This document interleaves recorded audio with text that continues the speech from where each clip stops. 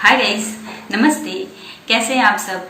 आई hope कि आप सभी बहुत ज़्यादा खुश, सेहतमंद और सुरक्षित होंगे। So here I am again with the review of another Chetan Bhagat book, one night at call centre. Chetan Bhagat की ये सेकेंड बुक है। इसके पहले उन्होंने फर्स्ट बुक लिखी थी 5 point someone. One night at call centre का सफ़र शुरू होता है बेसिकली चेतन भगत के ही माध्यम से ये सफ़र शुरू होता है।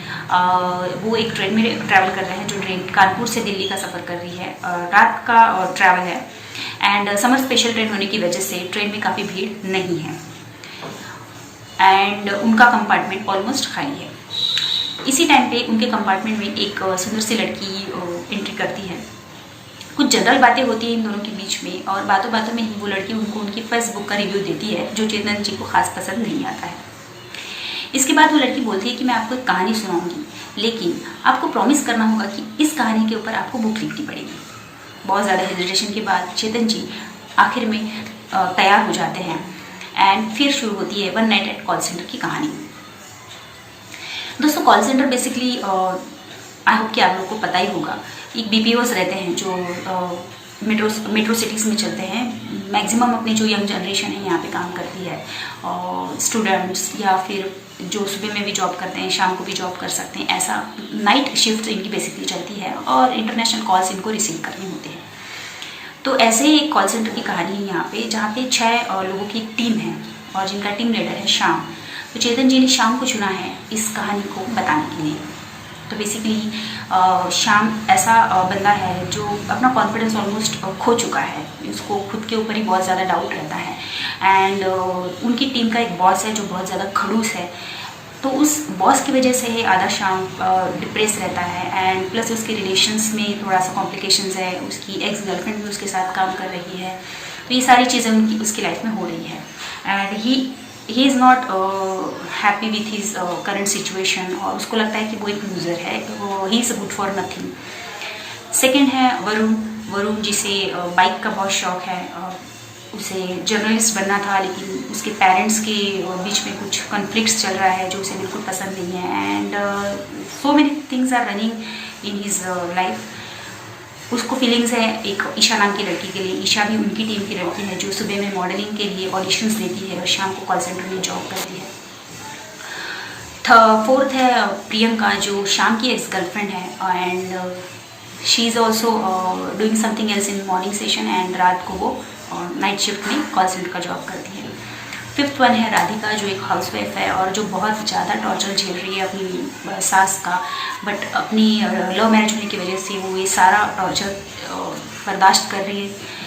एंड सिक्स मेंबर है एक एजेड पर्सन है जो कभी मिलिट्री में काम किया करते थे। तो उनको ये लोग सब मिलिट्री अंकल के नाम से जानते हैं, जो बहुत कम बात करते हैं एंड उनका काम कुछ टाइपिंग रिलेटेड है उनके डिपार्टमेंट में। तो बात बस एक रात की ही है, एक पूरी रात के बारे में वो शाम के नज़रिए से हम इस कहानी को पढ़ते हैं। ये लोग कैसे अपने शिफ्ट का शुरुआत करते हैं, कैसे ये लोग अपनी जॉब में पहुंचते हैं। हर एक पर्सनालिटी को बहुत अच्छे से उन्होंने बताया है कि हर एक की लाइफ में क्या डार्क सीक्रेट्स हैं, कौन से स्ट्रगल से वो लोग गुजर रहे हैं। धीरे धीरे रात आगे बढ़ती है।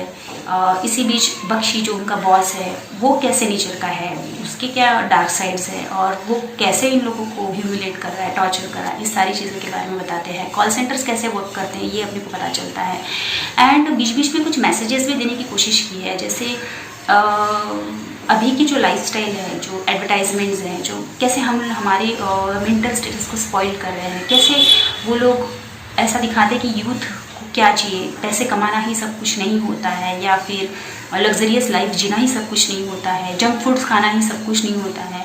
तो ये सारी चीज़ों के बारे में बहुत ही अच्छे से बताया गया है कि कैसे हमारे लीडर्स हमारी कंट्री को एक्सप्लॉइट कर रहे हैं और कैसे एक अच्छा देश बनाने के लिए सबका कंट्रीब्यूशन बहुत ज़्यादा ज़रूरी है। हमारी यंग जनरेशन ने क्या सोचना चाहिए, क्या करना चाहिए, बहुत सारी चीज़ों के बारे में बताया गया है एंड सारी चीज़ें एक रात में ही हो रही है। तो बहुत डिटेलिंग में बताया गया है कि फिर ऐसा कुछ होता है कि सबकी लाइफ के डार्क सीक्रेट्स बाहर निकलते हैं और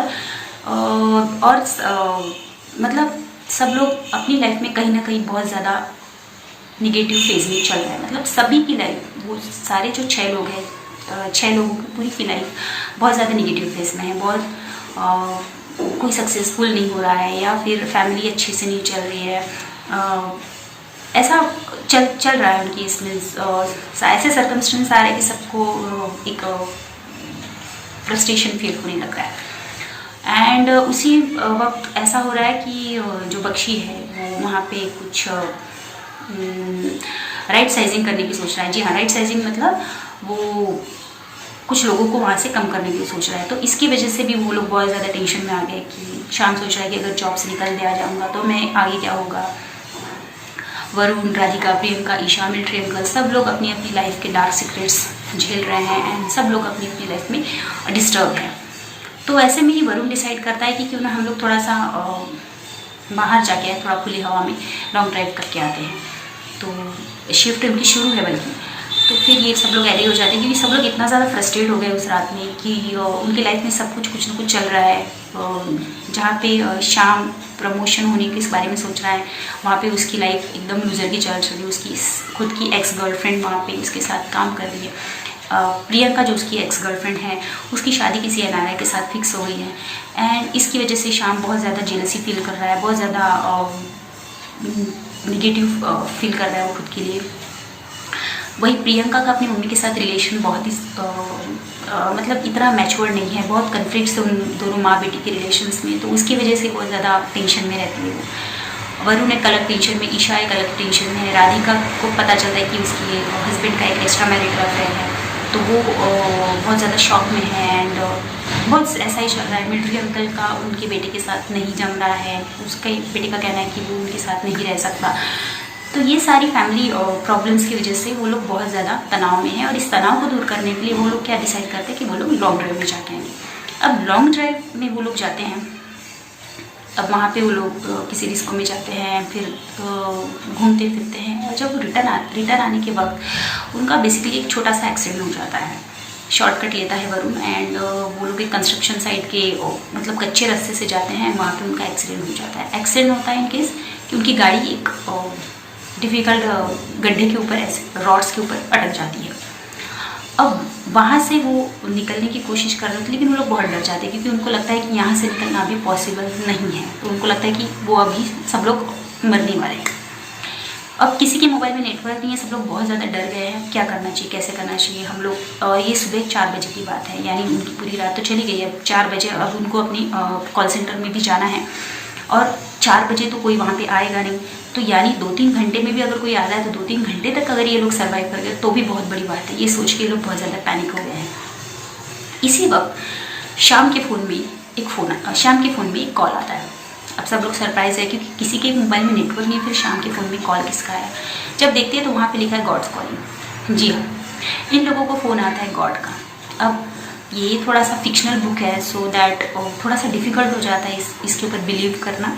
बट हाँ, चेतन भगत जी की बुक ऐसी ही होती है कि ऐसा मैंने आपको 2-3 रिव्यू में भी बताया है कि ऐसा लगता ही नहीं कि कोई हम बुक पढ़ रहे हैं, ऐसा लगता है कि फिल्म देख रहे हैं। तो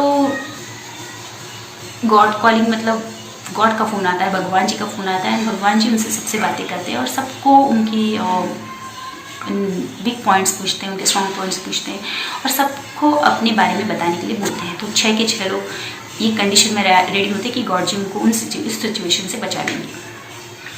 अब वहाँ पे क्या होता है ये तो पढ़ना इंटरेस्टिंग है। इसके बाद वे लोग वहाँ से निकलते हैं,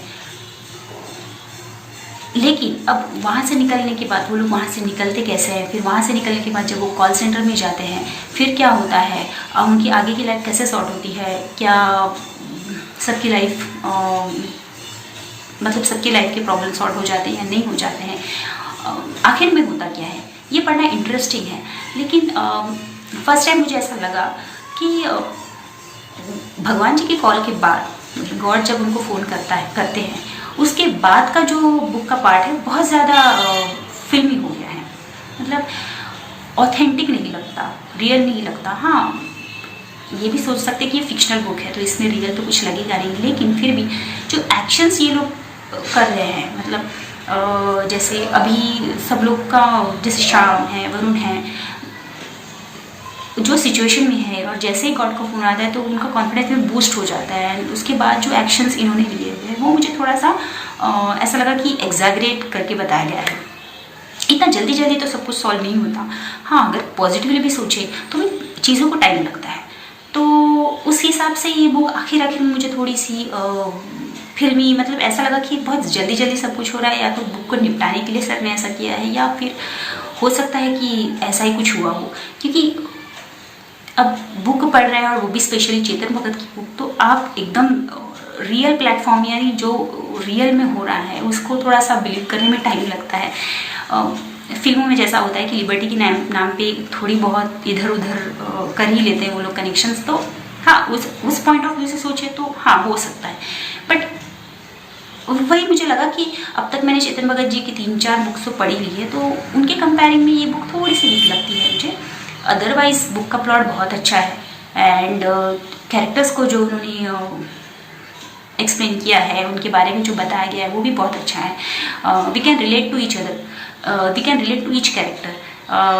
जैसे राधिका हो गई, ईशा हो गई, प्रियंका हो गई, वरुण है, श्याम है, मिलिट्री अंकल है, सबके पेन्स खुद के लगते हैं। मतलब ऐसा लगता है कि हाँ यार, we can feel them. So basically characters are good, but story line में थोड़ा सा मुझे ऐसा लगा कि सेकेंड हाफ जो है, मतलब आफ्टर गॉड्स कॉलिंग, ऐसा लगता है कि स्टोरी थोड़ी सी फिल्मी, बहुत ज़्यादा फिल्मी हो रही है। फिल्मी तो है लेकिन बहुत ज़्यादा फिल्मी हो रही है। Well, that's how Chetan Bhagat book is. So yes, if you are a Chetan Bhagat fan like me, then please go and read this book. Thank you for watching this video, and yes, I am Divya Arya, and we'll see you in the next video. Till then, bye bye, take care. Mwah.